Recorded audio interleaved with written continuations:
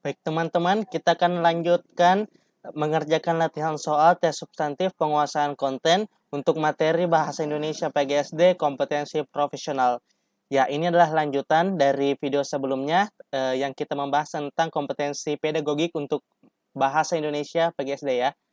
Oke, kita lihat capaian pembelajarannya, memahami hakikat bahasa dan pemerolehan bahasa Indonesia. Ya, indikator esensialnya menganalisis sifat bahasa. Oke, kita lihat ke contoh soal. Status sosial dan latar belakang budaya yang berbeda dari setiap anggota masyarakat memunculkan adanya idiolek, dialek, dan ragam bahasa. Hal ini menunjukkan bahwa bahasa itu bersifat, apakah A. konvensional, B. unik, C. dinamis, D. bervariasi, atau E. produktif. Ya, silahkan teman-teman jawab sebelum kita masuk ke pembahasan.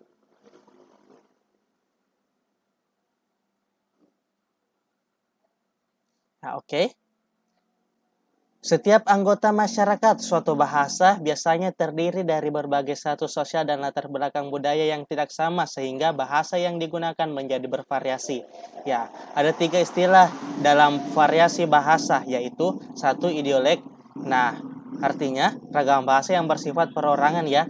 Yang kedua dialek, bervariasi bahasa maksud saya variasi bahasa sekelompok anggota masyarakat pada suatu tempat atau suatu waktu. Ya, yang ketiga ialah ragam ya. Variasi bahasa yang digunakan dalam situasi tertentu atau ragam baku dan ragam tidak baku. Ya, munculnya variasi bahasa tersebut menunjukkan bahwa bahasa bersifat bervariasi. Oke deh, jadi dari soal sebelumnya ini ya teman-teman dapat jawab ya jawabannya tepat ya, jawabannya D, bervariasi.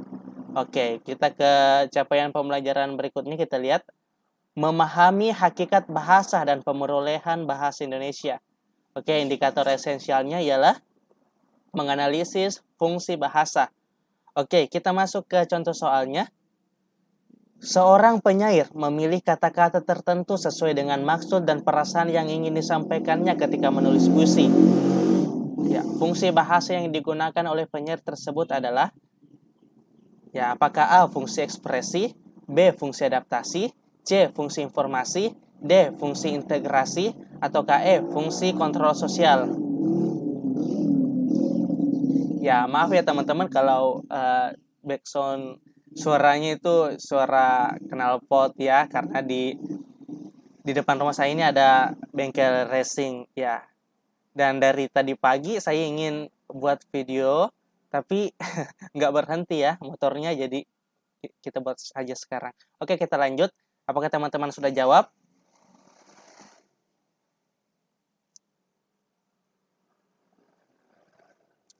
Oke.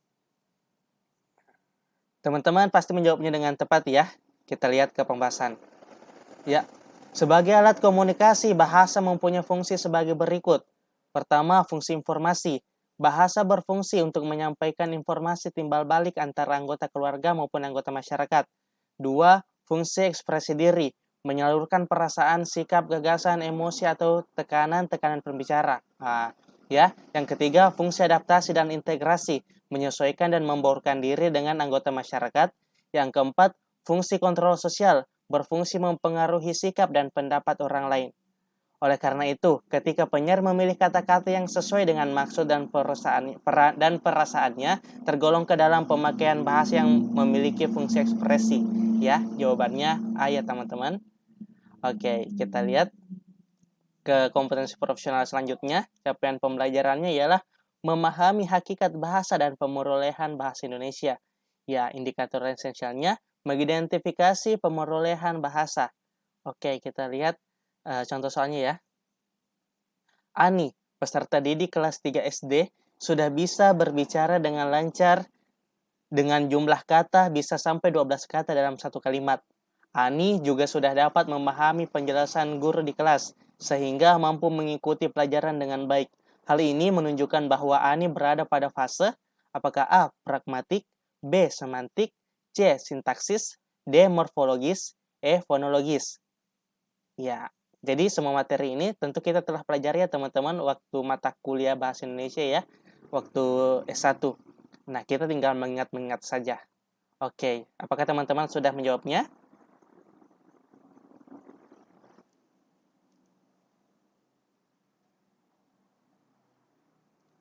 Oke, kita masuk ke pembahasan. Ya, inilah fase pemurahan bahasa anak sebagai berikut ya, teman-teman. Ya, perkiraan umurnya 0-2 tahun, dia masuk ke fase pemurahan bahasa, fase fonologis. Ya, kemampuan anaknya ialah anak bermain dengan bunyi-bunyi bahasa, mulai mengoceh sampai mengucapkan kata-kata sederhana.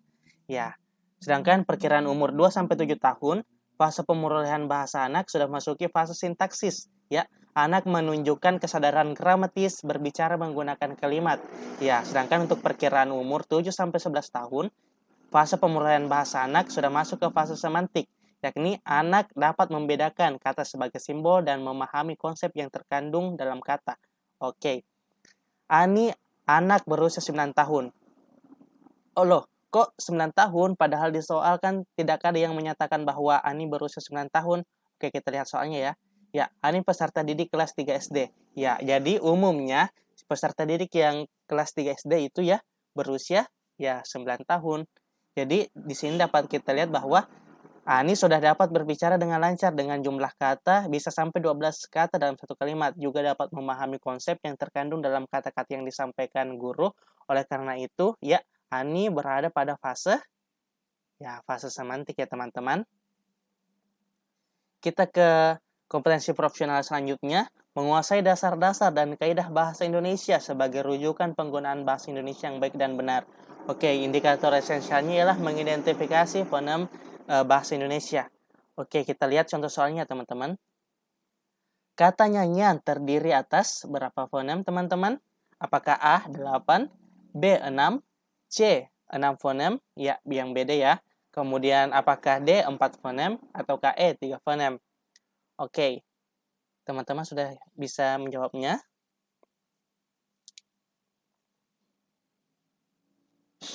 Oke, kita lihat ke pembahasan ya. Fonem adalah ya satuan bunyi bahasa terkecil di dalam kata yang berfungsi membedakan bentuk dan makna. Fonem tidak mempunyai makna. Yang mempunyai makna adalah kata yang memang berunsurkan fonem-fonem.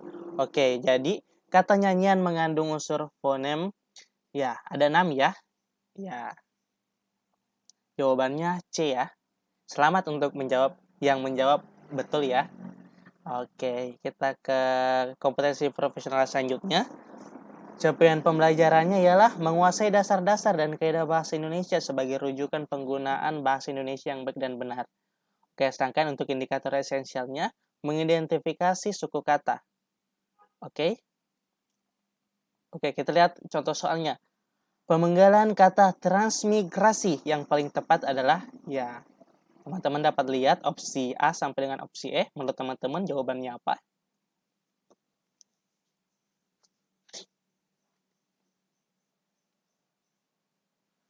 Oke, cukup mudah ya teman-teman soal ini. Kita lihat ke pembahasan.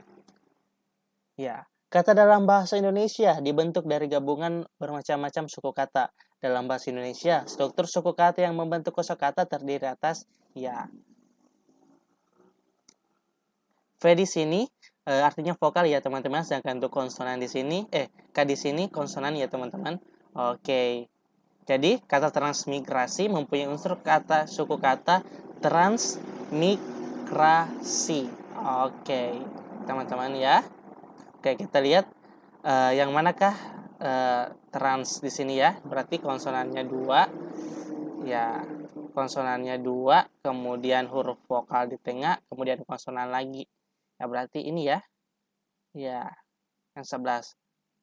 Kemudian mik ya. Mik ini berarti ini ya, konsonan vokal konsonan. Ya, sedangkan ra berarti konsonan vokal, kemudian si konsonan vokal juga. Oke.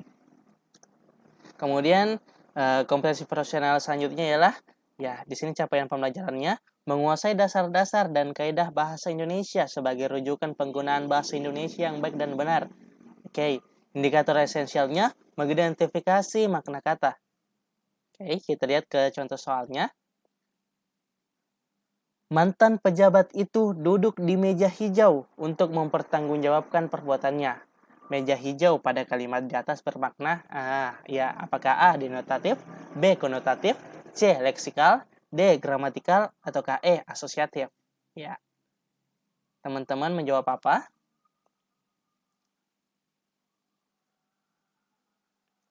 Oke, jadi jawabannya B ya, konotatif. Kita lihat ke pembahasan.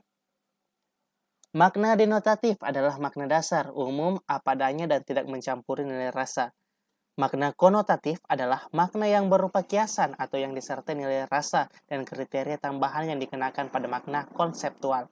Oke, makna leksikal adalah makna kata yang seperti dalam kamus ya teman-teman. Sedangkan makna gramatikal adalah makna yang diperoleh dari hasil peristiwa tata bahasa. Sedangkan untuk makna asosiatif adalah makna yang dihubungkan dengan nalar di luar bahasa. Oke, baiklah, terima kasih. Jadi itulah tadi pembahasan mengenai kompetensi profesional bahasa Indonesia PGSD. Sampai berjumpa di video berikutnya, teman-teman.